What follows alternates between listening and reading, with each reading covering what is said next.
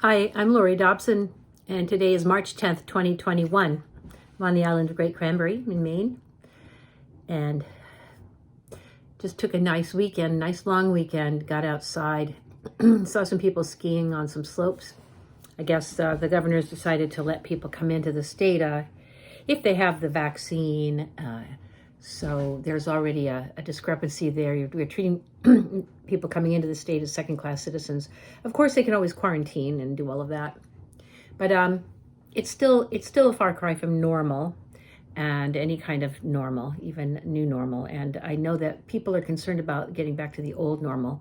I saw a newspaper, the only newspaper apparently in Maine that has news. It's not a newspaper bought by the Bangor Daily News.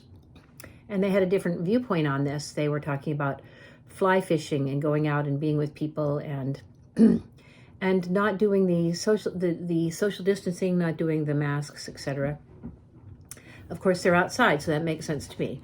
But in thinking about how we can all try to figure out how to come back to a state of normal of any kind, and by the way, before I get into it, I just want to show you that thing right there. It was a find in an old antique store. That's in the process of being glued. So if it looks like there's a plane ramming into the side of me, or a flying creature, it's not. So although I did catch an owl in mid-flight, just about maybe 4 or 6 feet away from its prey the other night by flashing a light on it. It was very close to the ground. So anyway, it's just, it's that time of year when people and animals and everybody is just ready for a change for the better, and a normal of some sort, one that people can accept and move forward with, a real, truly normal kind of normal. And so I thought I would see what kinds of ways we could find to agree, because moving forward means that we reconcile. It means that we don't hold on to grudges. We don't keep this ball in the air, or the batting it back and forth, the animosity and all of the resentment, all the grievances, etc. We don't blame other people for the death of our loved ones, or the incarceration or incapacitation or distress of others. We simply must do what we think is right and let those chips fall where they may. And it's hard to learn new things when we're doing all we can to cope with the situation as we see it, as we're given it to understand. But in the interest of working with our fellow human beings, neighbors, family, friends, people we want to be back together in touch with when things go back to whatever. And that's the fervent cry of everybody that's wearing masks. It becomes part of the language, the important part of the language that needs repeating all the time. The new normal, that when we do this, we'll get back to it. When we have the vaccine, the test, the flattening of the curve, and when we get past the next new thing, whatever the new thing is that we will see them coming up with, because they do know that they would rather deal with people that are in a state of subjugation than to deal with them angry and ready for revenge when they finally do get springed out of all of this, and they reclaim their rights, and they realize what they lost, and they realize they were hoodwinked. So those are hard things to come to terms with. Those are my things that I understand. But my way of looking at this is colored by my perceptions. So I was trying to understand how I might figure a way to talk with other folks of different types of thinking, using the time-honored Platonic dialogue, Socratic method for discussion, where you find the point of agreement, you begin there, you try to back up to that point.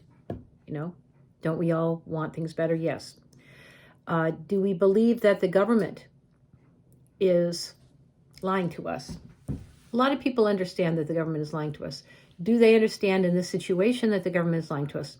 It can be proven easily to those, and anyone that's going to change their mind is going to be open to the idea that the government has lied in the past and is capable of lying now in this time.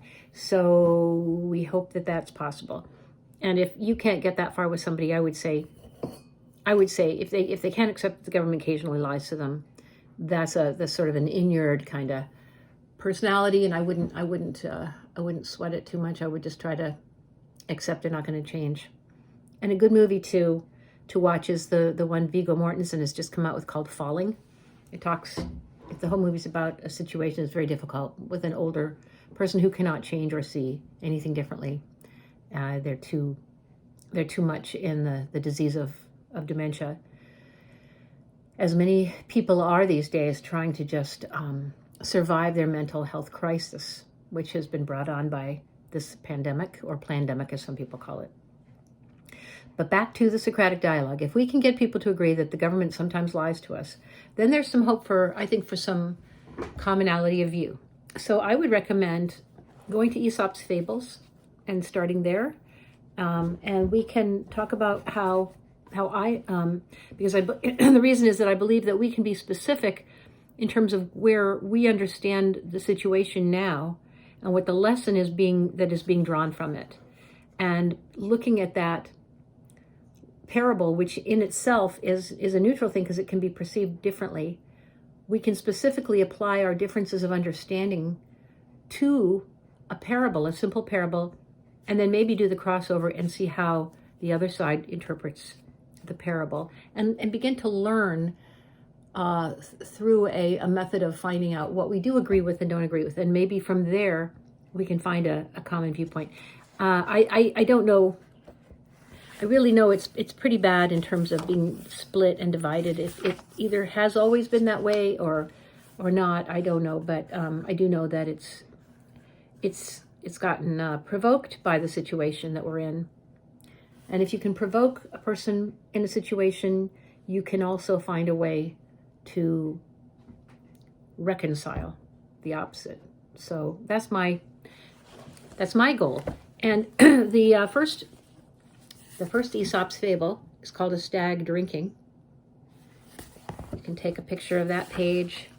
It's very short. And then this page, and you can get the whole thing. But I'll just paraphrase and say that the stag was looking at itself in the mirror, in the reflection in the pool, showing a mirror image of his face and contemplating his head and how lovely his horns were, and how he didn't like his hindquarters. They looked a little ungainly. And then he was set upon by a pack of dogs, and his horns that he had admired, his antlers, got stuck in the brambles and held him there helpless, caught in these brambles. And the stag is bemoaning to himself that if he hadn't spent time thinking how wonderful his antlers were when they actually were the agent of his imprisonment, and his hindquarters weren't when they could have gotten him far away from that situation, and realized, and I'll quote, "What an unhappy fool was I to take my friends for my enemies and my enemies for my friends. I trusted to my head that has betrayed me, and I found fault with my legs that would otherwise have brought me off." And the moral that Aesop put on this was, "He that does not thoroughly know himself may be well allowed to make a false judgment upon other matters that most nearly concern him." So if you don't know yourself, you can make a false judgment, not just in what you have that's beneficial about yourself or about others, but you do need to know yourself. And so that's the overall lesson there. Know yourself. Presume not God to scan the proper study of mankind as man. I think that was Pope that said that.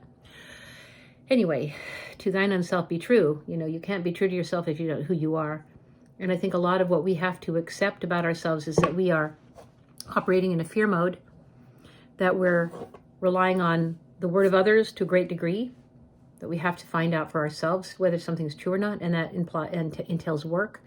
And we just as soon trust others and their judgment. But in this kind of a situation, it's better to either say, I don't know, and allow others to make their opinions based on their information, or we have to do the difficult work of uncovering and discovering what is true and more importantly, what's not true, so we don't rely on it and don't put false hope in it as helping us. I think that's so true today, and I'd like to make that a beginning point for this discussion about what kind of morals we can draw, what kind of lessons for life we can learn, and how we can all recover going forward. So have a great day.